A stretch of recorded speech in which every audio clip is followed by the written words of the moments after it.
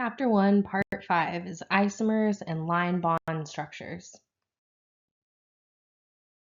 Isomers are molecules that have the same molecular formula, but they are different in some way. For now, we're going to stick to just the definition of constitutional isomers, which are molecules that have the same molecular formula, but the atoms are arranged differently. For example, C2H6O could refer to ethanol, or it could refer to dimethyl ether. Looking at their differences, you can see that ethanol has these two carbons connected together, and then it has an OH group. Dimethyl ether has carbon connected to oxygen connected to carbon. Ethanol is safe to drink as long as you are 21 or older and you keep it in moderation. Dimethyl ether, not safe to drink. C4H10 could refer to butane, or it could refer to isobutane or 2-methylpropane. The differences here are kind of subtle, but butane has all 4 carbons strung in a chain, and 2-methylpropane has 3 carbons strung in a chain, and then one sticking off like a little decoration.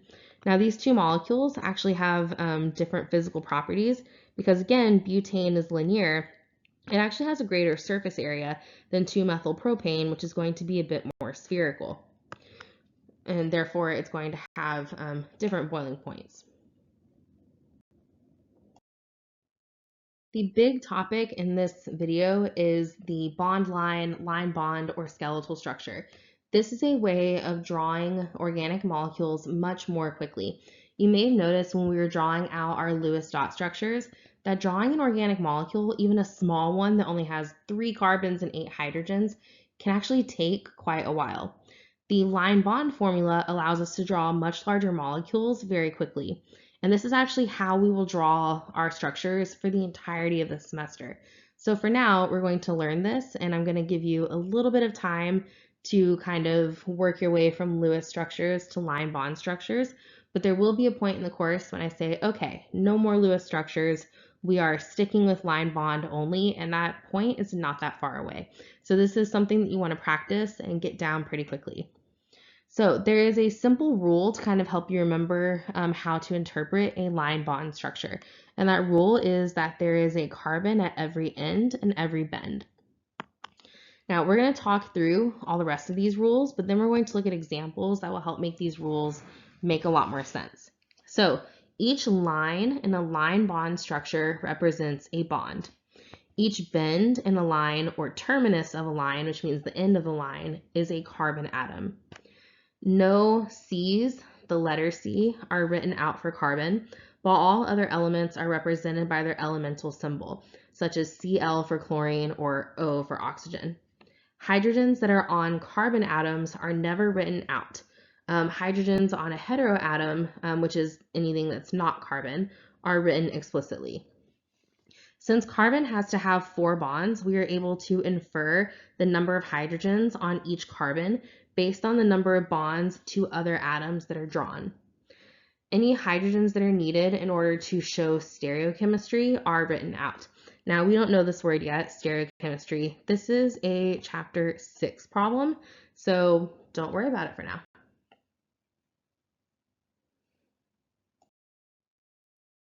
So this first slide here is going to be kind of busy, but it does a really good job of kind of showing you what a bond line formula looks like and how it's interpreted. So looking at our first structure here, we have our bond line formula, which really does just look like the skeleton of the kind of condensed Lewis formula that's over here.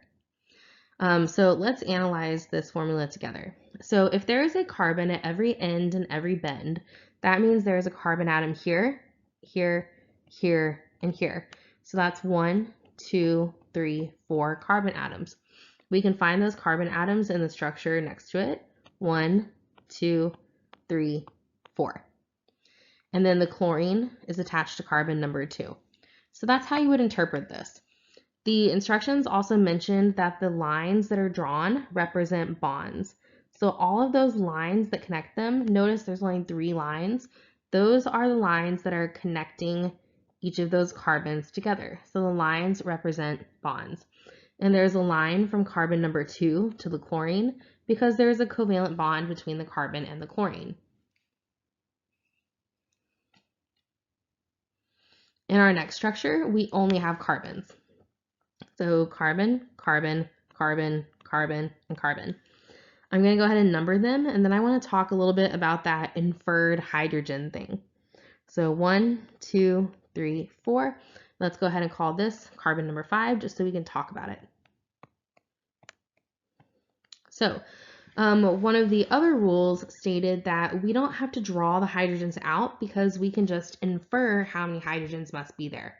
Since every carbon must have 4 bonds and there are no other atoms explicitly drawn out on these, we know that there are no surprise oxygens, chlorines, fluorines, nitrogens. Then all those other bonds that we cannot see, that we did not explicitly draw out, must be to hydrogen atoms. That's what we mean by you can infer the number of hydrogens. So carbon number 1, we only show one bond drawn out, and that is the bond between carbon number 1 and carbon number 2. But carbon number 1 still must have 4 total bonds. So that means there must be 3 hydrogens on carbon number 1. And in fact, we can see that in our next structure.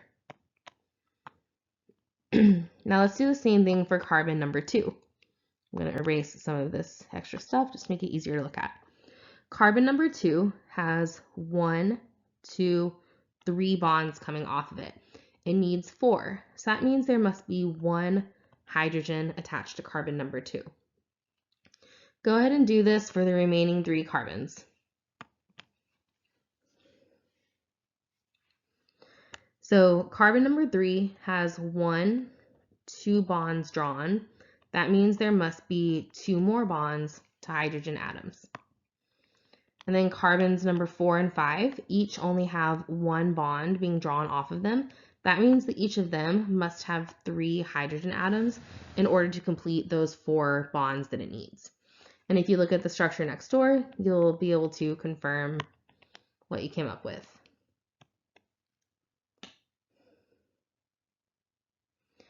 Last example on this page, this shows you how a heteroatom can be inserted kind of into the molecule instead of as like a decoration hanging off of the molecule. So nitrogen here is kind of in the middle. Nitrogen has 3 bonds coming off of it. Each one of those bonds is to a carbon atom. Now that rule about every end and every bend sometimes confuses students because technically this line also ends here and here and here, but there are not carbon atoms there, right? It's not nitrogen surrounded by 3 carbons somehow and then further attached to more carbons, right? That's way too much. And you have to show a bond between any heteroatom and a carbon. So that's not how we interpret this. There is a carbon here, here, here, and at the end of this line. So there are only 4 carbon atoms in this structure.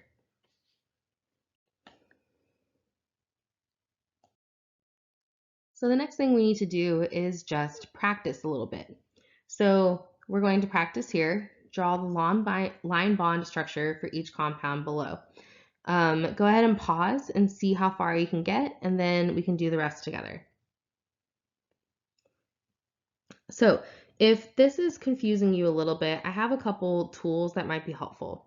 So the first thing that I recommend is if you're trying to take a Lewis structure and turn it into a line bond structure, it might be helpful to number your carbon atoms. So I know that I have 3 carbons here. So this dot is going to be carbon number 1. And then I'm going to draw a line to carbon number 2. And then a line to carbon number 3. Now, you don't need to draw dots and you don't need to draw numbers. If this is something that you just intuitively get, that's totally great. So that would just look like this. That is the way that you would draw the line bond structure for propane. And in case you have this question in your head, this structure is the same as drawing this. You could also draw it like this if for some reason you wanted to draw it sideways. Typically, we keep the zigzags going horizontal across the page, but it doesn't matter if you end up with kind of an up arrow or a down arrow because you are still representing 1, 2, 3, 1, 2, 3 carbons. Okay, let's take a look at the next one, the one down here in the middle. So kind of using that same set of tools, let's go ahead and number our carbons. 1, 2, 3, 4, 5 in a row. And then we have a 6th carbon coming off of carbon number 3. So I need to make a main chain that has 5 carbons. So here's carbon number 1, 2, 3, 4, 5. Now you may notice there is a double bond between carbons number 1 and 2. We're going to draw that by just creating a double bond. And then this carbon that's hanging off of carbon number 3, we're just going to draw a line, and here it is. Oops. Without all the dots and numbers, that would look like this. And if you did draw it like this, that's okay. Okay, last one. We have carbon, oxygen, carbon, and we're going to do that by indicating that we have a carbon, drawing a line to our oxygen, that's our bond, and then we draw a bond to our next carbon, and then a bond to our last carbon. And again, you do not have to draw the dots, and you could have started with your zigzag pointing down instead of up. You can do it however, but both of these are valid ways of drawing the molecule above. Notice this is so much faster than drawing out a Lewis structure. It's a big time saver. And to really hammer that point home, we are now going to go the other way. You are given the line bond structure and you need to come up with the Lewis structure. If you feel pretty confident about this, go ahead and pause. If you feel like you need a little support, let's do the first one together. So what I would do if I were you and I were new to this is I would find all the carbons by drawing little dots. So this first structure has 3 carbons. And then I would just draw out my chain with my carbons like that. And then add all the little decorations that I can see pretty easily. And notice I'm not drawing any bends here. I'm trying to keep it really clear. But if keeping it bent to look like the structure is more helpful to you, then please do that. Either one of these would be fine. Now, the only other thing we have to do is these 2 carbons do not have a full octet. They do not have 4 bonds. So we have to infer the number of hydrogens that must be on there. So this carbon is already making 2 bonds, 1 bond to the OH group and 1 bond to the other carbon. So we need 2 more bonds. There must be hydrogens there. Same for the next one. It's already making 2 bonds. So there must be 2 more bonds also to hydrogens. Now in our next example, we have just a bunch of carbons here. So again, I would start by drawing a dot on every single carbon atom and just making sure that I know how many carbon atoms I'm actually starting with. So that's going to be 1, 2, 3, 4 carbon atoms.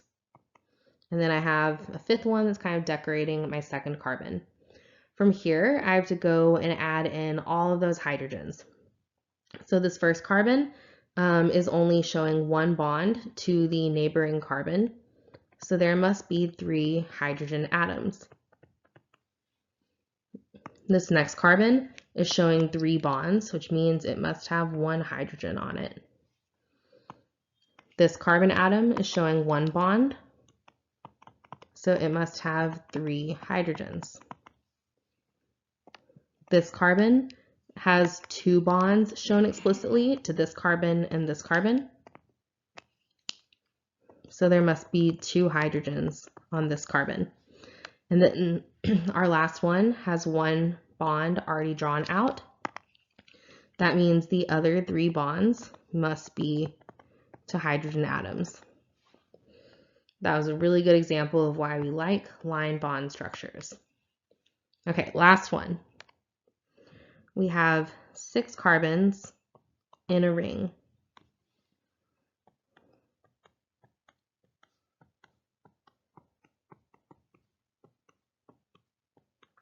and we have a double bond between two of them. All four of these carbons here actually have the same bonding scheme. They have two bonds explicitly drawn out.